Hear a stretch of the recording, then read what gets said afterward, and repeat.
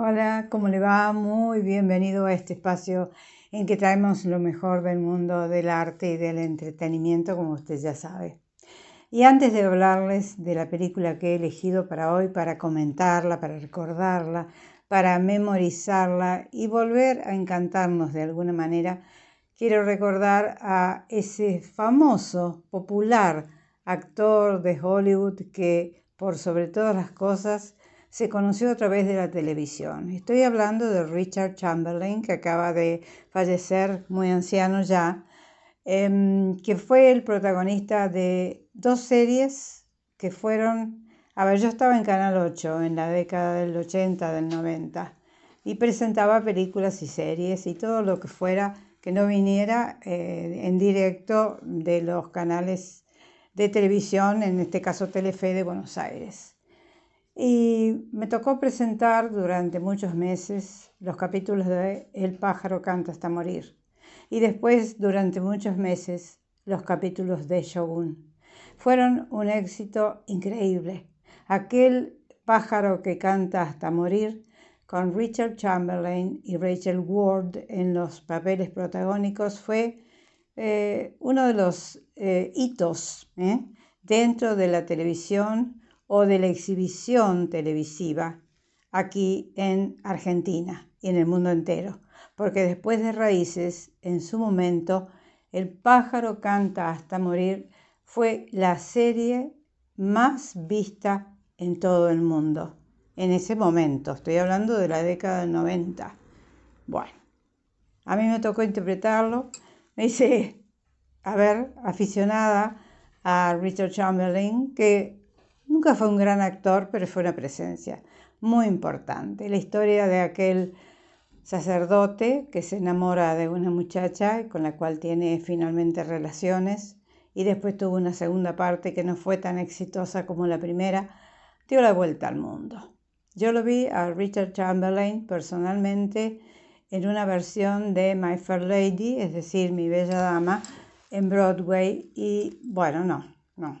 Esa versión fue tan fallida que yo salí tan desilusionada del teatro porque había visto la versión que hicieron Rex Harrison junto a Audrey Hepburn. Allí Richard Chamberlain, a pesar de todo, no tenía el encanto que tuvo el protagonista en la película. Bueno, esa es una anécdota más. Recordamos a este actor que en televisión fue tan famoso. Hoy nos vamos a referir a una película que fue, ¿cómo decirle? Fue un éxito instantáneo de la noche a la mañana y catapultó a su protagonista a lo máximo del estrellato hollywoodense. Me estoy refiriendo a La novicia rebelde, aquel filme del año 1965 que encantó a la familia, porque de vez en cuando, y sobre todo en esa época, las familias compartían las exhibiciones cinematográficas, no como ahora que todo está tan dividido y tan individualizado. En esa época iba la familia entera a ver una película encantadora como La novicia rebelde y salían encantados. La novicia rebelde fue una comedia musical que se puso en la década del 60 en Broadway con Mary Martin, una gran cantante y bailarina norteamericana de los escenarios de Broadway, y narra una historia que tuvo visos de realidad. Digo visos porque no fue exactamente como se la vio en la película. Claro, la película era una película absolutamente edulcorada. La historia de amor entre ese varón austríaco, el varón Georg von Trapp, y la institutriz que había hasta ese momento sido novicia en una abadía cercana, la institutriz de sus 7 hijos, él era viudo, dio la vuelta al mundo. No podía ser de otra manera en 1965, cuando todavía muchas cosas no se habían definido como están definidas ahora. Entonces el público se sintió transportado, fascinado por esa actriz maravillosa que se llama Julie Andrews, y ese apuesto caballero austríaco encarnado por Christopher Plummer. La historia de esa familia que en algún momento tiene que trasladarse desde Salzburgo hacia América, porque las tropas nazis aparentemente estaban detrás de ellos, porque el barón von Trapp nunca congenió ni aceptó el régimen nazi, y menos después que Alemania anexara Austria en la famosa Anschluss. Bueno, a ver, ¿cómo le puedo contar la historia rápidamente?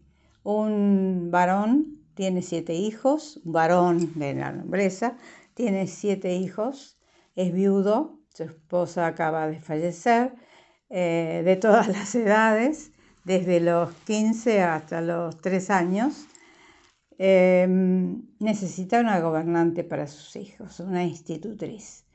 Y la busca en un convento cercano, donde hay monjas que son amigas de la familia. Y bueno, le mandan a María. María, una rebelde novicia que todavía no ha tomado los hábitos y que tenía un espíritu muy singular, de mucha libertad, muy independiente ella, y no se avenía mucho a los cánones o al régimen que le imponía el convento donde ella estaba haciendo sus pininos como novicia.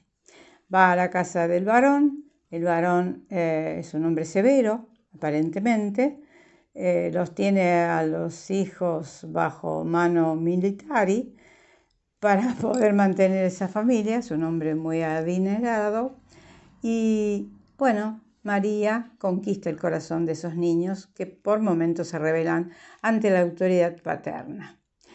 Él está en ese momento de novio con una baronesa austríaca, pero en el medio aparece María. Y bueno, las cosas en la vida real y en la película cambiaron sustancialmente lo que venía sucediendo hasta ese momento. El varón deja a su prometida, se enamora de María, se casa con ella y todos viajan a América. A ver, en YouTube usted puede ver documentales de la familia von Trapp, donde se narra la circunstancia que vivió María para llegar a ser institutriz de los hijos del varón, después esa huida que tienen desde Europa hasta América y finalmente el logro de haber armado un coro con ella como cantante y con sabía música, y con los 7 muchachitos, y a veces también la incorporación del varón, que hicieron un coro muy exitoso. Trabajaron ellos no solamente en los Estados Unidos, sino que se trasladaron porque María era muy ambiciosa y supo vender el trabajo de ese coro familiar que se hizo tan famoso. La película deforma un tanto las cosas y bueno, es muy edulcorada. No obstante, el público la aplaudió. María se casa inmediatamente con el varón, cosa que no sucedió en la vida real porque hasta que ellos tuvieron que huir de Austria pasaron 10 años desde que ella se casó con él. Bueno, todo lo que le puedo decir es poco dentro de una película que fascinó a los espectadores y que me he ido enterando porque leo los comentarios de la gente en YouTube, que hay mucha gente que la ve varias veces al año y la revisa y la revisa y la revisa. Evidentemente, esos paisajes maravillosos que muestra de los Alpes, esa voz de Julie Andrews, ese grupo familiar tan unido, fascinó a los espectadores y todavía hay espectadores de otra época que se siguen fascinando con esa historia.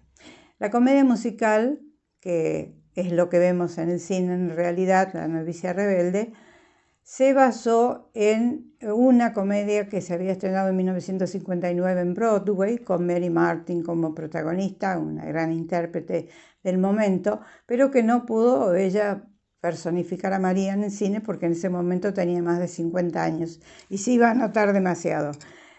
María en ese momento tenía alrededor de unos 20 años. Entonces buscaron a la intérprete ideal, la encontraron en Julie Andrews, que era prácticamente una desconocida. Se había hecho conocida a través de Mary Poppins, que acababa de ser filmada. Y como no podían encontrar una cantante y actriz con el desparpajo de María, el director Robert Wise se decidió por Julie Andrews. Robert Wise venía de haber hecho un éxito enorme con Amor sin barreras y fue, entre otros, seleccionado por la 20th Century Fox, la casa productora, para dirigir a esta comedia edulcorada, esta comedia que según él destilaba azúcar por todos los poros. Y sí, tuvo razón, pero de vez en cuando el público evidentemente anhela esas historias de familia, esas historias simpáticas que a veces tienen muy poco viso con respecto a la realidad o son inverosímiles, pero que de vez en cuando nos invitan a soñar. Sobre todo a los de otra generación que estamos acostumbrados a aquellas superproducciones épicas de la década del 60, 70, 80, como ya he dicho en otras oportunidades.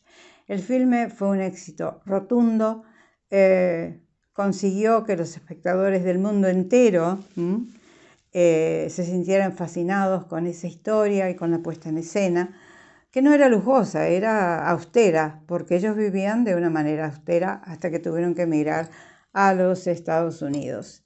No fue como se vio en la película, como se ve en la película, que ellos huyen a través de los Alpes a pie. No fue así.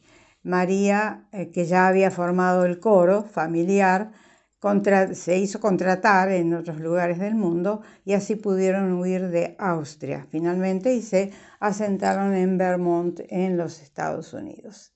La historia tiene muchísimos matices. Julie Andrews había ganado el Oscar el año anterior por Mary Poppins, pero la película ganó el galardón al mejor filme del año en los premios Oscar, Robert Wise al mejor director, y bueno, muchos rubros tuvieron que ver para que fuera esa fama instantánea se cimentara a través de la distinción que obtuvo en los premios Oscar y en varios otros concursos que se dan a lo largo del mundo. Por ejemplo, Julie Andrews no ganó el Oscar a Mejor Interpretación ese año, pero sí lo ganó en Inglaterra en los premios BAFTA. Uno de los detalles. Fue un éxito, realmente, y si usted la vio en su momento, recuerda qué fascinado salió. Como salíamos fascinados con Mi Bella Dama, por ejemplo, o con Lawrence de Arabia, o con Doctor Zhivago, esas películas que de vez en cuando yo les traigo para que usted recuerde, para que vuelva a sentir esa emoción que en otra época los espectadores del cine sentíamos. Ahora todo es diferente, todo es menos fantasioso o más fantasioso dentro de la ciencia ficción, por ejemplo. Aquello era más normal, era una vida cotidiana edulcorada. Y a la gente, al público, le encantaba, por cierto. Bien, quiero reiterar que los protagonistas fueron Julie Andrews, Christopher Plummer, que estaba en el apogeo de su virilidad y de su hermosura física. Julie Andrews no estaba tan agraciada porque hacía de novicia con el pelo cortito y después se la vio más linda en otras producciones. Pero la película fue realmente encantadora, los números musicales que venían de la comedia musical de Rodgers y Hammerstein de Broadway, se metieron en el corazón de los espectadores. Hay muchos temas musicales allí que después fueron reiterados a través de los medios de comunicación una y otra vez. No voy a decir los títulos de las canciones, pero hay muchas, como pasó con Cabaret, por ejemplo, que fueron escuchadas una y muchas veces por los espectadores de esa película y por los no espectadores también, porque las comedias musicales tienen ese resorte que atrapa al público. Están hechas de una manera para que caigan bien al gran público, para que el público se enamore de esas canciones y las tararee y las reconozca y las reviva. Señores, hoy de esta manera quise recordar a aquella producción preciosa de 1965 que nos fascinó y que junto a las otras películas que yo acabo de mencionar hicieron toda una pléyade de filmes que el público amó y que ahora es otra cosa. Ahora es otra cosa. La televisión ha invadido a través de las series con trabajos donde la ficción no es tan edulcorada, tiene otro impacto, todo es un poco más tosco, más duro, más verosímil quizá. No sé, es tan diferente, pero para usted que vio La novicia rebelde, va a este programa. Seguramente usted la recuerda con todo cariño. Señores, quiero agradecer a todos los suscriptores que tenemos en estos últimos tiempos y además las opiniones de usted, que excepto cuando los premios Oscar, en general, me mandan frases alentadoras. Digo excepto los premios Oscar porque es muy difícil ponerse de acuerdo. Yo opinaba una cosa, los espectadores, la mayor parte de ellos opinaban otra, pero no importa. El mundo está hecho de opiniones diferentes, de disidencias, como no, y a veces de acuerdos. Será hasta la semana que viene en que volveremos aquí con algo también muy interesante dentro del mundo del arte y del entretenimiento. Un beso grande para todos ustedes. Chao.